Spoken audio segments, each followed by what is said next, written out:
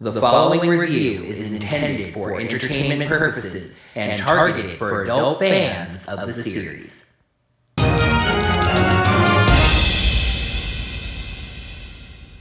Hello there, heroes. I'm the Orange Ranger, and welcome to another comically long review. First things first, you may have noticed a very slight difference in my appearance. Turns out Kaizoku and Chomsky got together and got me a little early birthday surprise, crafting me a brand new pair of reviewing contact lenses. Now, I don't know all the functions of these things yet. I've only started playing around with them, but the biggest and most important function is I can now record videos without having to wear glasses, so that's pretty neat. We last saw the Omega Rangers and Drakkon in some pretty dire straits, the Rangers hiding out and on the ropes after an attack by the Horrid, and Drakkon capitulating to their king with nary a delay. Can the Rangers find a way to overcome their enemy, and possibly another? Let's find out by taking a look at Power Rangers issue number 3. Please make sure you're subscribed to the channel so you can see all of our videos. Yeah, and make sure you got your notifications set up by hitting that little bell icon so you get notified whenever we post any brand new videos. Right you. What he said was that if you'd like to support the channel in any way financially, you can consider checking us out on Patreon or Ko-fi at Orange Ranger Videos. Right you. The main cover is pretty ominous. Drakkon standing on a pile of alien bodies with flames in the background. The Legacy cover, MMPR issue number 61, is an interesting shot. The 3 Omega Rangers attacking this presumably Horrid that just ate their camera. Would you look at that? Power Rangers number 3 has a blank cover, and just like Mighty Morphin number 3, it's black. But something I did notice this time around, and probably should have noticed sooner.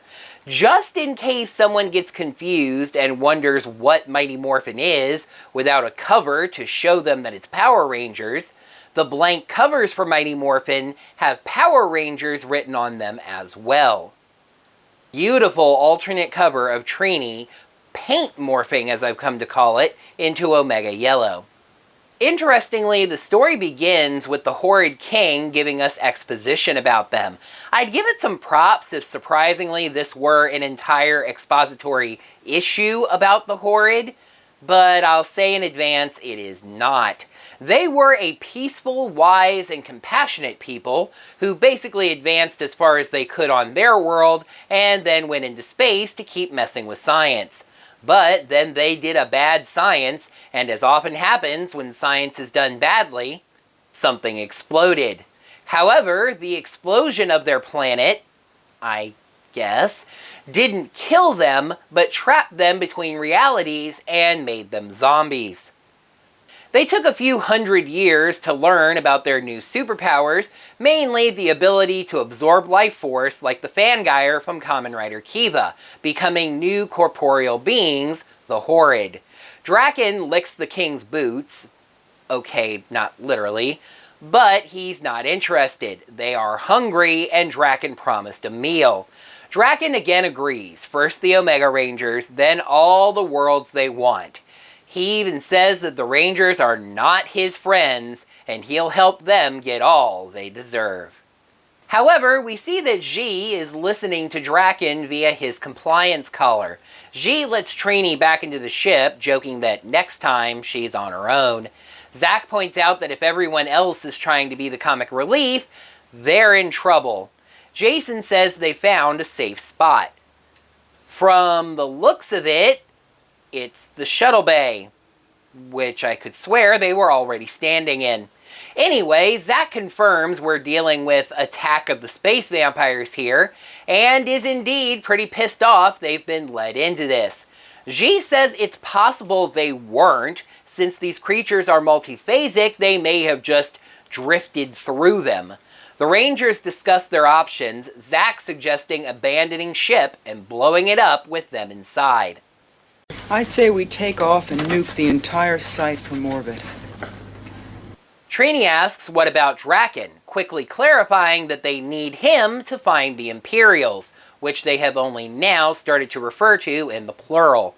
Zack doesn't care, pretty convinced that this was Drakkon's trap, but Trini does defend Drakkon, saying they can't be sure of that. G cuts in, basically saying that now isn't the time for the Rangers to abandon their morals to save themselves. Apparently, it's not specifically life force the Horrid want, just plain energy. I guess that does make sense since they went after the batteries. So, G says they just need a bigger energy source. It has a plan, or as it calls it, some inside information, but it will require a lot of trust. Jason says that all his decisions have led them here, so he's happy to let someone else take the reins. Jesus, take the wheel.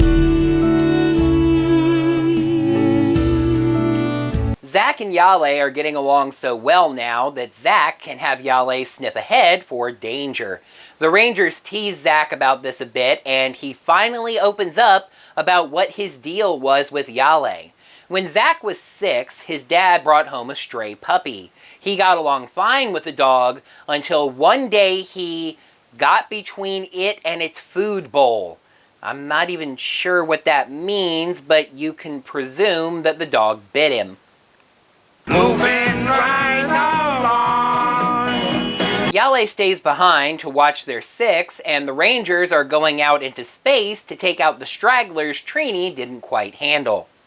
Uh-oh, we're in trouble. There's just a few more of them than when Trini left. The Rangers remember that zero-G training they did and get to work, even dropping a funny free your mind joke. The King tells Drakkon that the Rangers have fallen for the trap. Drakkon says it's what he would have done, and it's clear they think the Rangers were trying to abandon the ship into space. Drakkon says they should beat the Rangers quickly, because if you let them hang around, they have a way of complicating things. Acting on a plan, Zack flings Jason out into space, where he summons his Zord. This is where you start to sense where Drakkon's mind is at.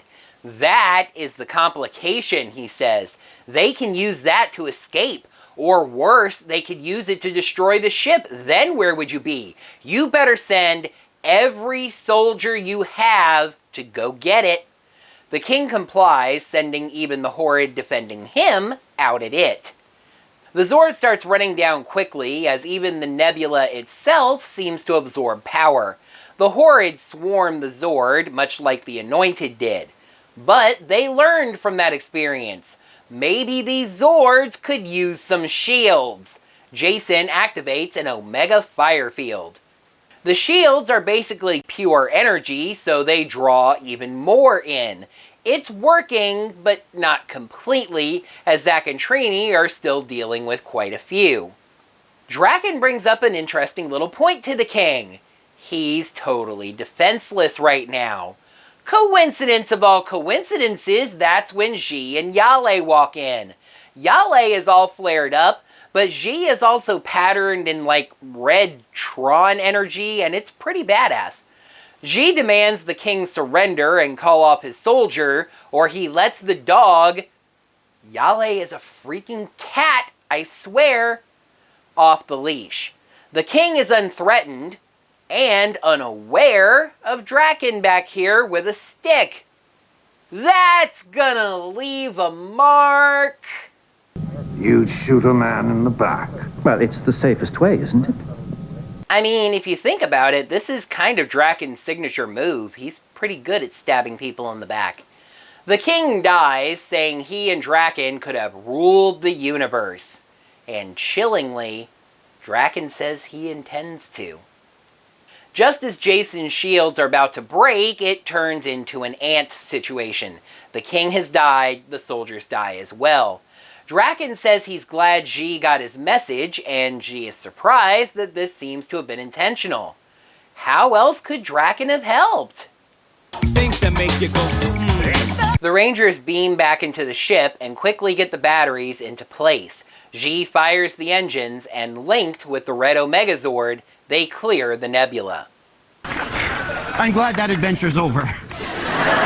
Later, Jason talks to G again. Jason is nervous, thinking they've never been this far out before. But G points out they have. They've all been this far out. In another reality. Jason teasingly asks if their inability to handle temporal paradoxes explains why G didn't tell them he was hearing Drakkon talk. G says there was a 53% chance that Drakkon was being legit, better odds for than against, but if he told the Rangers, they'd probably be biased against the information. Jason says he doesn't question the logic, just the execution. Oh, that's cute, because that's what I said in Birth by Sleep. Not a lot of content to this page, but it is cute as crud. Zach bounces the ball around and sees Yale laying on a table. He looks up, and then we see the ball bouncing down the hall, Yale gleefully chasing it. Oh my god, you're so cute. Trini puts Drakkon back in his cell, he somewhat disingenuously protesting that after he helped them. Trini sees it differently. He played both sides of the fence and made the winning move when it presented itself. Drakkon asks how he can finally get her to trust him. She says that'll happen the moment he has a choice between saving himself or sacrificing himself for goodness, and he chooses the latter. In other words, he has to die. What must I do to convince you people? Die. Very clever, Worf. Eat any good books lately? G announces that they've gotten wherever it is they're going, and Drakkon is very pleased. He says that they are about to step into his nightmares made real. The Rangers look stunned, as they seem to have arrived at Drakkon's prison reality, an Angel Grove ruled by Lord Drakkon, the Dragon Zord and Tiger Zord present, and everything dissolving. Last time I said I was kind of down on the issue because I felt like they had the potential for a really great horror story, but kind of kneecapped it by giving stuff away too quickly. However, they did manage to get a great suspense story out of it. I loved this issue. I especially love what they're doing with Drakkon. The whole suspense thing with his character. Is he friend? Is he foe? Is he somewhere in between? Whose side is Drakkon on? The question is explored pretty thoroughly of whether Drakkon led them into this trap to try to get rid of them, or this happened by complete accident and he just took advantage of the situation, groveling at the feet of the king until it fit him not to do so. By the end of the issue, we not only don't have an answer to that question, but we now have a third possibility, that Drakkon did intentionally lead them into the trap, just to then rescue them from it and gain their trust. I do feel that the Horrid, if we are indeed done with the Horrid, were wasted, a monster of the moment in Power Rangers' finest tradition. I certainly hope I'm wrong about that, but that's a small mark against what I otherwise thought was a pretty strong issue. Power Rangers issue number 3 gets a 4 out of 5. Next time on a comically long review, Ultraman is taking a little bit of a break, so we'll be right back to Mighty Morphin. Can the Thunder Zords handle Lord Zedd's giant chaos putty? And will Billy face any consequences after Aisha's discovery? Find out in my review of Mighty Morphin issue number 4. That's going to do it for another comically long review. Thank you, heroes, so much, as always, for watching. Now that the video's done, you can let me know what you thought of this issue, as well as my review of it, down in the comments below. And while you're down there, make sure you smack that thumbs up button and let me know that you enjoyed this video. Until next time, heroes, may the power protect you. He even says the Rangers are not his friends, and he'll get them all the help that they deserve. No. Trini asks, what about Drakkon? Quickly, he's somewhat disingenuously protesting that